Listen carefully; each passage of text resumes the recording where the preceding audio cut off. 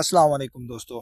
अगर आपके पास गार्डन में लगा मोतिया का पौधा डोरमेंसी से निकलने के बाद इस तरह से नई ग्रोथ स्टार्ट कर रहा है, लेकिन उसकी ग्रोथ बहुत ही स्लो है, पौधे पर पत्तियां बहुत कम निकल रही हैं और नई शाखें भी बहुत कम निकल रही हैं, तो मैं आज लेकर आया हूँ आपके लिए एक ऐसा बेहतरीन और मुकम्मल न्यूट्रिएंट से भरपूर ऑर्गेनिक फर्टिलाइज़र जो आपके पौधे की ग्रोथ को डबल कर देगा और एक हफ्ते में आप देखेंगे कि आपका पौधा लश ग्रीन और सरसब्ज हो जाएगा।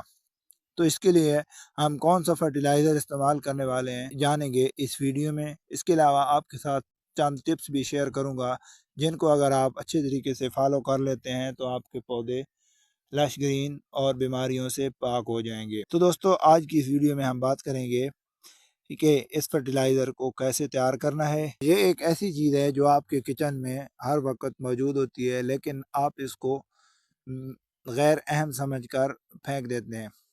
तो आज के बाद आप इसको नहीं फेंकेंगे, बल्कि अपने गार्डन के पौधों को सरसब्ज और हरा भरा बनाने के लिए इस्तेमाल करेंगे। तो दोस्तों, वीडियो शुरू करते हैं। वीडियो शुरू करने से पहले आपसे गुजारिश है कि वीडियो को लाइक कर दें, चैनल को सब्सक्राइब कर दें और बेल आइकन दबा दें ताकि मेरी हर आने वाली वीडियो आप तक आसानी से पहुंच सके।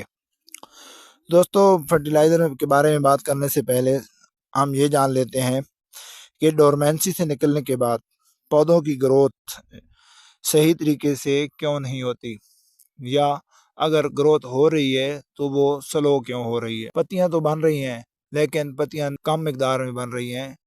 दोस्तों, मोतिया का जो पौधा होता है ये फरवरी के आखिरी हफ्ते और मार्च के पहले हफ्ते तक अपनी ग्रोथ स्टार्ट कर देते हैं, लेकिन अगर आपका पौधा सही तरीके से ग्रोथ नहीं स्टार्ट कर रहा तो इसकी चंद वजूहत हो सकती हैं। पहली वजह ये है कि पौधे के अंदर न्यूट्रिएंट्स की कमी। आप पौधे को चेक करें, अगर पत्तियां बन रही हैं लेकिन उनका कलर फुल ग्रीन नहीं है बल्कि वो डल सी हैं, तो इसका मतलब है कि पौधे में नाइट्रोजन की कमी है, जिसकी वजह से जड़ें सही तरीके से काम नहीं कर पा रही और नई पत्तियां और नई ग्रोथ नहीं आ रही। और अगर पौधे की ग्रोथ तो सही है, पत्तियां निकल रही हैं, सही निकल रही हैं, लेकिन टहनियां नहीं निकाल रहा है, तो इसका मतलब है कि पौधे के अंदर मिट्टी जो डाली हुई है आपने गमले में, उस मिट्टी में मसला है।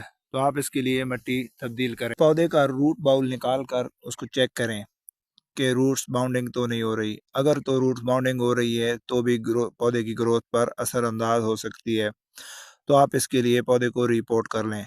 ये वक्त बेहतरीन है रिपोर्टिंग के लिए।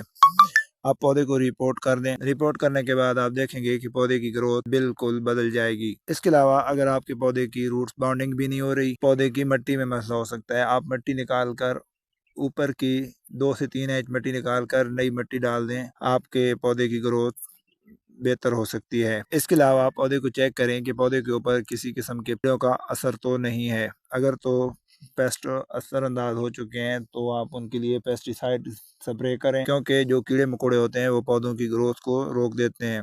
पौधों की जड़ों में चींटियाँ चेक करें कि चींटियाँ तो नहीं लगी हुई हैं। चींटियाँ अगर घर बना लें जड़ों के अंदर तो वो भी पौधे की ग्रोथ पर असरअंदाज हो सकती हैं। पौधे का रूट बाउंडिंग भी नहीं हो रही, पौधे की मिट्टी भी सही कर लिया आपने, उसके बावजूद पौधे की ग्रोथ सही से नहीं हो रही, तो उसके लिए आप ये फर्टिलाइज़र इस्तेमाल कर सकते हैं। ये फर्टिलाइज़र आपके पौधों को मुकम्मल न्यूट्रिएंट्स देता है। नाइट्रोजन भी इसमें मौजूद होती है, फास्फोरस भी मौजूद होती है और पोटाशियम भी इसके अंदर मुनासिब मिकदार में मौजूद होती है। यानी कि ये मुकम्मल NPK फर्टिलाइज़र है। अगर आप इसको हर 15 दिन के बाद अपने पौधे पर अप्लाई करते हैं तो आपके पौधे बीमारियों से भी पाक रहेंगे और पौधों की ग्रोथ भी अच्छी रहेगी। तो दोस्तों, इस फर्टिलाइज़र को बनाना नहायत ही आसान है और आप इसको मुकम्मल फ्री और ऑर्गेनिक तरीके से बना सकते हैं। ये जिस चीज़ से फर्टिलाइज़र बनता है वो चीज़ आपके घर में हर वक्त मौजूद होती है। मैं बात कर रहा हूँ प्याज के छिलकों के बारे में। यानी कि प्याज के ऊपर का जो छिलका होता है वो आपने उतार लेना है और उस छिलके को किसी भी बर्तन में जिसके ऊपर ढक्कन मौजूद हो आपने वो छिलके डाल लेने हैं। अपनी ज़रूरत के मुताबिक आपने छिलके लेने हैं। आपने ये देख लेना है कि आपके पास कितने पौधे हैं, उस हिसाब से आप छिलके ले लें। अगर आपके पास 4 पौधे हैं तो आपने उसमें 1 से 1.5 लीटर पानी डालना है। पानी डालने के बाद आप ढक्कन को जब टाइट कर देंगे तो आप इसको 24 घंटे या 48 घंटे के लिए रख देना है।